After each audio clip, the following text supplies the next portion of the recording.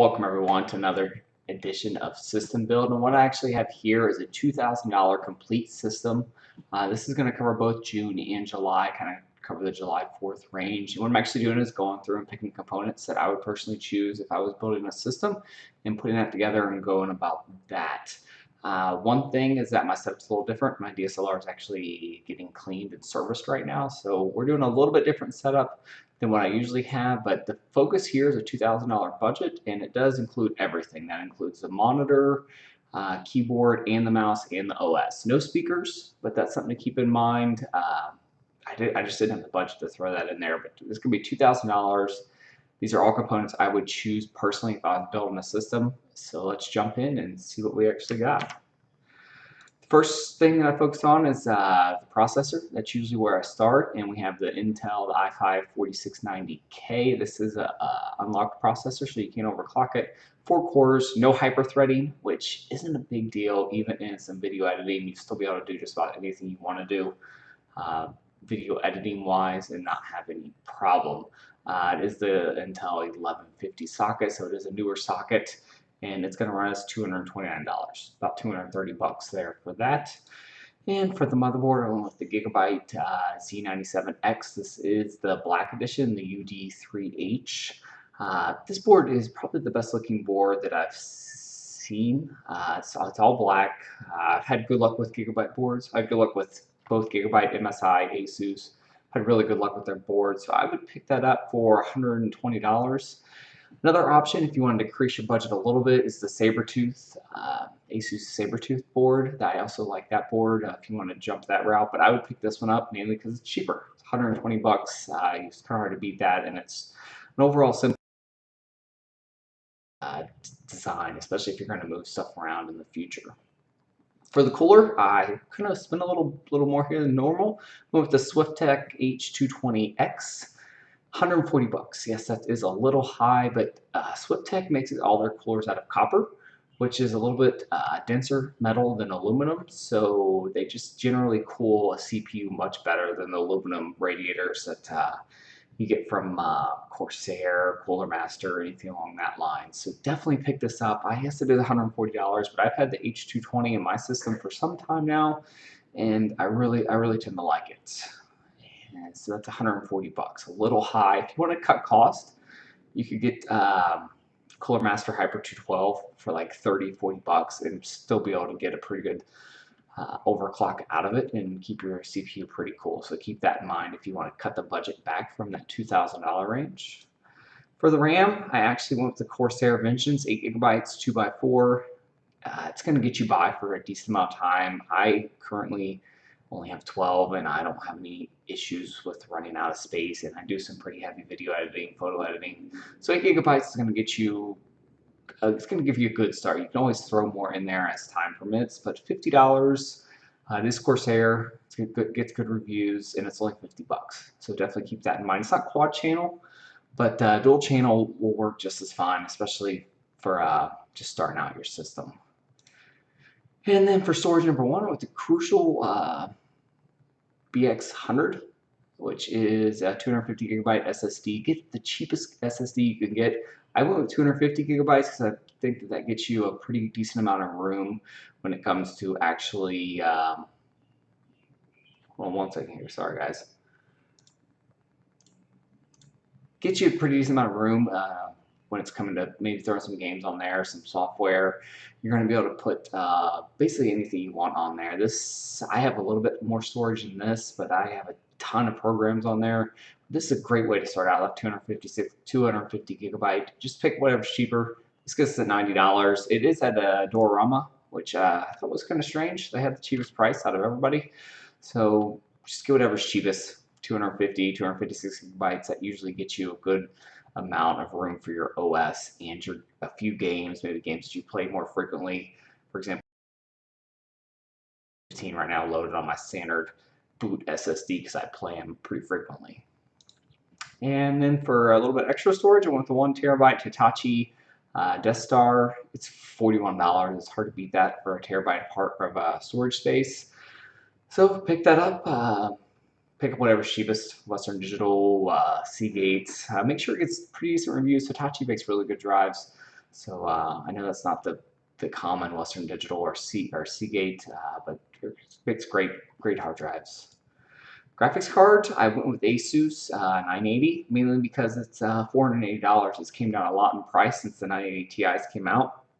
I really wanted to get a 980 Ti in there, but I couldn't justify the extra $150 to jump up to that graphics card. So what we have is the 980, the Asus Strix, which is a very good looking card. I will say that. It's one of the nicer looking cards out there.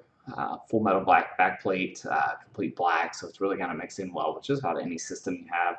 And Asus is known for doing a lot better cooling than some of the other graphics card partners out there that produce these cards.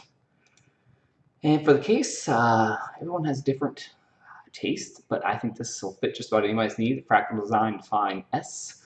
This is, I believe this is their silent oriented case, but if you look at it here, it's pretty simple. It's all black. It's got a nice window on the side. I've owned the R3. I believe it was R3 or R4 before. And overall, for the money, for the $80 we're going to put into that, it's going to be the best case out there. I was on NCIX US. A lot of this stuff's coming from Amazon, NCIX, Newegg, outlets along that line. But for 80 bucks, if you don't like this case, you want a cheaper one.